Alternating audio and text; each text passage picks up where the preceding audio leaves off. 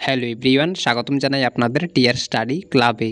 ত্রিপুরার যেসব পেন্ডিং চাকরিগুলি রয়েছে সেগুলির নিয়োগ প্রক্রিয়া খুব শীঘ্রই শুরু হচ্ছে। তো বিস্তারিত আপনারা দেখে নিন আমাদের রাজ্যের মাননীয় মুখ্যমন্ত্রী প্রফেসর ডক্টর মানিক সাহা কী বলেছেন নিজ বক্তব্যে। ভিডিওটি শুরু করার আগে আপনাদের কাছে একটাই রিকোয়েস্ট, আপনারা যারা আমাদের এই চ্যানেলে নতুন এসেছেন অবশ্যই চ্যানেলটিকে সাবস্ক্রাইব করে পাশে থাকা বেল আইকনটিকে অলে করে রাখুন, যাতে ত্রিপুরার বিভিন্ন শিক্ষা সংক্রান্ত ও জব সংক্রান্ত আপডেট আপনারা সবার প্রথমে আমাদের এই চ্যানেলে পেয়ে যেতে পারেন। আপনারা কিছুদিন আগে দেখেছেন কাশ্মীরে পেহেলগামে কি হয়েছে। সেখানে যারা পর্যটক ছিল তাদেরকে নির্মমভাবে এই টেররিস্টরা হত্যা করেছে। যে কারণে সেখান থেকে যেভাবে মাননীয় প্রধানমন্ত্রীজি 370 ধারা এবং 35-এ বিলোপ করার পর আজকে জম্মু অ্যান্ড কাশ্মীরে যেটা পর্যটনের কারণে জম্মু অ্যান্ড কাশ্মীরে এত আর্থসামাজিক উন্নয়ন ছিল সেটা ধস নেমেছিল। সেখান থেকে এই ধারাগুলো অবলুপ্তির পরে সেখানে আবার নতুনভাবে মানুষ যাওয়ার একটা চেষ্টা আমরা সবাই জানি। প্রচুর এখানে পর্যটকরা যাচ্ছিল, কিন্তু পর্যটকদের ওরা জানে যে যদি জম্মু অ্যান্ড কাশ্মীরে যদি এইভাবে আর্থসামাজিক উন্নয়ন হয় তাহলে আমাদের দেশ উন্নয়ন হবে। এবং যাদেরকে স্টোন পেল্টিং এর জন্য পয়সা দেওয়া হতো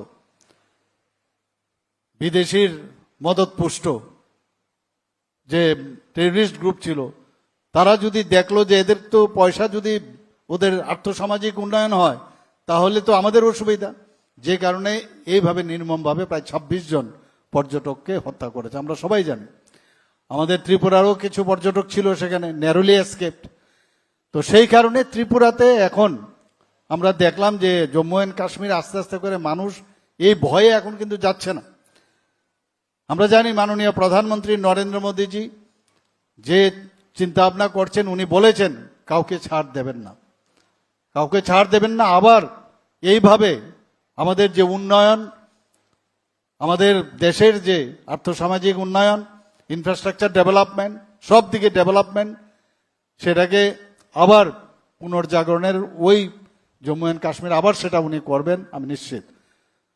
তো আমি যেটা বলার চেষ্টা করছিলাম যে ত্রিপুরার সম্পর্কে মানুষের কাছে যদি আমরা এই বার্তাটা আমরা দিতে পারি যে ত্রিপুরা খুব শান্তিপ্রিয় জায়গা, এখানে কোনো এক সময় টেররিজম ছিল আমরা জানি, এবং কিছুদিন আগে যারা এনএলএফটি গ্রুপ ছিল, এটিটিএফ এর যারা ছিল, তারা সারেন্ডার করেছে ত্রিপুরা সরকারের তরফ থেকে। আমিও গিয়েছিলাম সেখানে, আমাদের মাননীয় স্বরাষ্ট্রমন্ত্রীজি অমিত শাহজি সেখানে ছিলেন, প্রধানমন্ত্রীজির মার্গদর্শনে আমরা সেখানে একটা চুক্তি সম্পাদন সেখানে করি। এখন আমরা বলতে পারি যে ত্রিপুরা এখন টেররিস্ট মুক্ত ত্রিপুরা। তো মানুষ যখন জানবে এখানে শান্তি শৃঙ্খলা আছে, ওভারঅল আমাদের সমস্ত 28টা রাজ্যের মধ্যে নিচের দিক থেকে আমরা এখন নিচের দিক থেকে 3 নম্বর স্থানে আছি।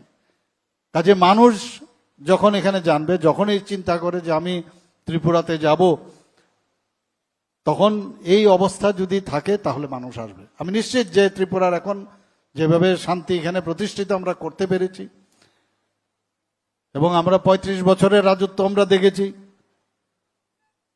আর 5 বছরের রাজত্ব কংগ্রেসের আমরা দেখেছি, কমিউনিস্টদের আমরা দেখেছি। ওনারা কোনো সময় এই পর্যটন নিয়ে কোনো চিন্তা ভাবনা করেননি। কেন্দ্র দেয় না এগুলো আমরা শুনতাম। যে নিজের যে আত্মনির্ভর হওয়ার যে সুবিধা, ওনারাও চাইতেন যে মানুষ যেন গরিব থাকে, তবেই এই বিভিন্ন মিছিলে আনতে পারবে, বিভিন্ন প্রলোভন দেখে। আর আমাদের মোদিজি কি বলছেন, সবকা সাথ সবকা বিকাশ, বিশ্বাসার্থ প্রয়াস, এবং সেলফ রিলায়েন্স হতে হবে। আমাদের সমস্ত মা বোনেরা যাতে, সে ভাই থেকে আরম্ভ করে সবাই, সমস্ত লোক যাতে আত্মনির্ভরশীল হয় তার জন্য ব্যবস্থা করছেন। আমি প্রায়শই আমাদের পর্যটন মন্ত্রীর সাথে আমি কথা বলি, আমরা সবাই জানি ইজ এ ডাইনামিক লিডার এবং ডাইনামিক মিনিস্টার। বারবার আমি বলছি পর্যটনকে আমাদের এটাকে সামনে রেখে অনেক কিছু আমাদের করার আছে। নর্থ ইস্টার্ন জোনে আমরা যদি মেঘালয়কে চিন্তা করি, সিকিম, বহু জায়গার মধ্যে মানুষ যাচ্ছে, আমাদের এখানে কেন আসবে না? এখানে আর্কিওলজিক্যাল যে ট্যুরিজম আছে এখানে প্রচুর, এখানে এত সুন্দর সুন্দর আমাদের উজ্জয়ন্ত প্যালেস আছে এখানে, আমাদের মাতা ত্রিপুরেশ্বরী মন্দির আছে এখানে, রুদ্রসাগর আছে। আমরা জয়পুরে যাই, এত সুন্দর, আমি দেখেছি, জয়পুরে আমি গিয়েছি, সেখানে যে চারিদিকে জল আর মাঝখানে যে রাজবাড়ি, তার থেকে আমাদের রাজবাড়ি অনেক সুন্দর। তো এইগুলো মানুষের কাছে নিয়ে যাওয়া, লাইট অ্যান্ড সাউন্ডের ব্যবস্থা আমরা করছি, প্রচুর পয়সা আমরা খরচ করছি। এখানে একটু আগে বনদুয়ারের কথা বলেছেন, এই গোমতী ডিস্ট্রিক্টে তো প্রচুর এখানে দর্শনীয় স্থান আছে আমাদের। এখানে যারাই উপস্থিত আছেন, আমি ত্রিপুরাবাসীকে বলবো যে সবাই মিলে এখন প্রচার প্রসার, যেটা আমার মাননীয় মন্ত্রী বলেছেন, যে প্রচার প্রসার করতে হবে। কারণ হিন্দিতে একটা কথা আছে, জঙ্গল মে ময়ূর নাচা কোন দেখা, জঙ্গল মে ময়ূর নাচা কোন দেখা। যতক্ষণ ধরে আমরা মানুষের কাছে, সারা ভারতবর্ষে, সারা পৃথিবীর মধ্যে আমরা এই বিষয়গুলো যদি না নিয়ে যাই, ত্রিপুরাকে কেউ চিনবে না। নিজের পরিবারজনই জানে না ত্রিপুরাতে এত সুন্দর সুন্দর জায়গা আছে। আজকে এখানে প্রেজেন্টেশনের মাধ্যমে এত সুন্দর যে আগামী দিন যে কিভাবে আজকে এখানে প্রায় ৬৭ কোটি টাকার যে প্রজেক্টের যে কি কি করবেন সেটা এখানে দেখিয়েছেন, এবং টাইম লাইনের মধ্যে সেটা করবে, সেটাও যিনি এজেন্সির যিনি এখানে আজকে আমাদের সামনে রেখেছেন, আমি আশা করব যে টাইম লাইনের মধ্যে সেটা শেষ করবে। এবং আমি এটাও বলেছি, মাননীয় মন্ত্রীর সাথে আমি কথা বলছিলাম, উনিও আমাকে বলেছেন যে আমরা স্টার লেভেলে যেসব এখানে মানে স্টার লেভেলের যে ঘরগুলো হবে সেই রকম যেন হয়, বাথরুমের যে ফিটিংস থেকে আরম্ভ করে everything, it should be at per with the star hotel. তাহলে মানুষ আসবে, থাকবে। এখানে আমার এত ভালো লাগলো, আমরা কিছুদিন আগে এখান থেকে খুব অল্প দূরে, সেখানে ডুম্বুরে আমরা গিয়েছিলাম, হ্যাঙ্গিং ব্রিজ একটা করা হয়েছে, তার উদ্বোধন আমরা করেছিলাম। হোমস্টের কথা বলা হয়েছে, এত ভালো লাগলো যে 9টা হোমস্টে আমরা শুরু করেছিলাম, এখন প্রায় 37 থেকে 38টা হোমস্টে সেখানে হয়ে গেছে। 1 থেকে 1.5 লাখ 2 লাখ পর্যন্ত সেখানকার, এবং জনজাতি অধ্যুষিত এলাকায় সমস্ত পর্যটন গুলো বেশিরভাগ ক্ষেত্রেই ত্রিপুরাতে আমাদের জনজাতি অধ্যুষিত এলাকায়। আমরা দেখেছি জনজাতিদের ভোট বাক্সে আগের সরকার ওদেরকে ইউজ করেছে, আর আমরা জনজাতিদের উন্নয়নে আমরা কাজ করছি। দে আর হ্যাপি, যেটা আমরা বললাম। এবং আপনারা সবাই জানেন যে আমরা আগামী দিনে এটাও আমরা ভাবনার চিন্তায় আছে যে বাইরের থেকে বা বিদেশ থেকে যখন মানুষ আসবে এখানে, মানে ট্যুরিজম পুলিশ সেটা আমরা দিতে পারি কিনা, আমরা সেই জিনিসটা আমাদের মাথার মধ্যে আছে। এবং আমাদের কিছুদিনের মধ্যেই আমাদের যে স্পেশাল এক্সিকিউটিভ আমরা তৈরি করছি, সেই স্পেশাল এক্সিকিউটিভকে সেইভাবে ইউজ করা যায় না তার চিন্তা ভাবনা আমাদের আছে। মানুষ নিরাপত্তা চায়, শান্তিতে থাকতে চায়, কোথাও আসলে যেন he should not or they should not be disturb. এবং যেভাবে অমরপুরে, আমি তো বলবো আমাদের মাননীয় এমএলএ সাহেব রঞ্জিত বাবু তো খুব খুশি যে এখানে এত উন্নয়ন হচ্ছে, এবং আগামী দিন এগুলো নিয়েই আমাদের কাজের মাধ্যমে মানুষের কাছে যাবে। আমাদের আজকে যে মা বোনেরা আছেন আমাদের এখানে, এসএসজি গ্রুপের যদি কথা বলি, আমরা এসএসজি গ্রুপের মাত্র 4000 গ্রুপ ছিল আগে, আর এখন আমাদের প্রায় 56,000 গ্রুপ হয়েছে এখানে। আমরা 700 কোটি টাকার উপরে আমরা ফান্ড দিচ্ছি ওনাদের ডেভেলপমেন্টের জন্য। আমাদের লাখপতি দিদি প্রায় 1 লাখের মধ্যে ছুঁই ছুঁই করছে এখন। তো সব দিকে আমাদের মানুষ, মহিলারা যখন ডেভেলপমেন্ট হবে, বিভিন্নভাবে আমরা চেষ্টা করছি মানুষ যেন খুশিতে থাকে। এবং তারপরেও অনেকে এখানে আজকে স্বাস্থ্য ব্যবস্থার কথা যদি আমরা বলি, এত ভালো ব্যবস্থা আমরা এখন সমস্ত জায়গার মধ্যে, ডিস্ট্রিক্টগুলো থেকে শুরু করে, ট্রমা সেন্টার থেকে শুরু করে, আমাদের যে আগরতলা গভর্নমেন্ট মেডিকেল কলেজ, সেখানে সমস্ত ইনফ্রাস্ট্রাকচার এত ভালো সুন্দরভাবে আমরা ডেভেলপ করছি। আজকেও এখানে আমরা অনেকগুলো ডেভেলপমেন্ট স্বাস্থ্যক্ষেত্রে আমরা এখানে করব, বিভিন্ন ক্ষেত্রে আমরা করব কিছুক্ষণ বাদেই। তো ডেভেলপমেন্ট করছি, তারপরেও কিন্তু আমি যারা বিরোধী যারা আছেন বারবার যেভাবে ওনারা কটূক্তি করেন, আজকে আমি ডাক্তারবাবুদের আমি ধন্যবাদ দেব, ওনাদের মনোবল ভাঙছেন যে একটা পেশেন্টের কোনো সমস্যা হলো এটাকে নিয়ে হই হই হই হই রূপ, আর সেখান থেকে 2000, 3000, 4000 প্রতিদিন আগরতলা গভর্নমেন্ট মেডিকেল কলেজে এতগুলো পেশেন্ট ভালো হয়ে যাচ্ছে, সেটার কিন্তু রাশব্দ নেই। একটা ঘটনা ঘটলো সেটাকে নিয়ে হইচই। এতে করে কি হয়, সাধারণ মানুষও কিন্তু হসপিটালের উপর ভরসা কমে যায়। আপনি তো ওদের মনোবল ভেঙে দিচ্ছেন, বলছে এখানে কোনো ট্রিটমেন্ট হয় না, চলে যায়। 9টা সুপার স্পেশালিটি আমরা সেখানে চালু করেছি, কিডনি ট্রান্সপ্লান্ট হচ্ছে। এখানে বেসরকারিতে এখানে নতুন আরেকটা মেডিকেল কলেজ হচ্ছে 150 সিটে। এখানে ডেন্টাল কলেজ আমরা তৈরি করেছি গভর্নমেন্টের।